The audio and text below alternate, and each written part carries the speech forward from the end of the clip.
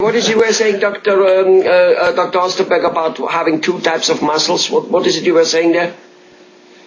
With typical back injuries, there are two types of muscles in our spine. We have one group of muscles that moves our body.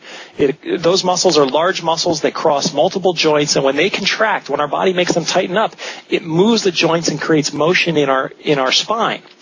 We also have muscles that only go from one bone to the bone right next to it. And when those tighten up, they don't create movement. All they create is stiffness. They create stability.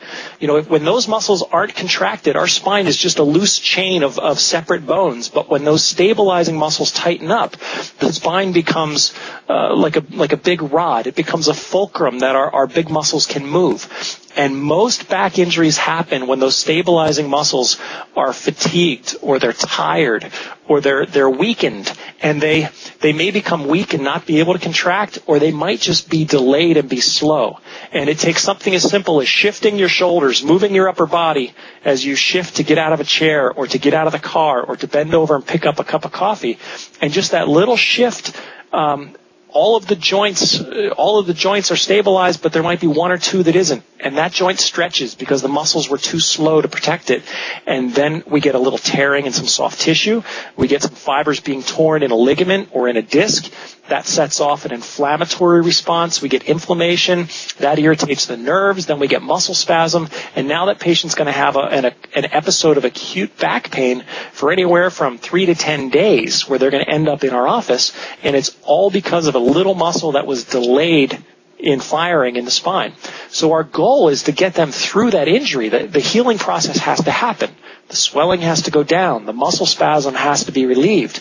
They need to restore normal motion, but none of that is going to prevent that problem from coming back. Only exercise that helps train those little stabilizing muscles to make them fast and strong is going to prevent the same injury the next time they get tired. The next time they're out weeding the garden and they fatigue the muscles, and then they go to move and bend over, they may not have that same injury if those muscles are stronger and they're faster. They'll be much better protected. That's a lot of what we do with back injury prevention, and it works very much the same way in the neck as well. Wow. How long does it take, more or less, to get a out of shape person, a person where you can suspect that he has some of those muscles not firing? How long does it take him to get in, relatively functional shape back? A week, a month, a year?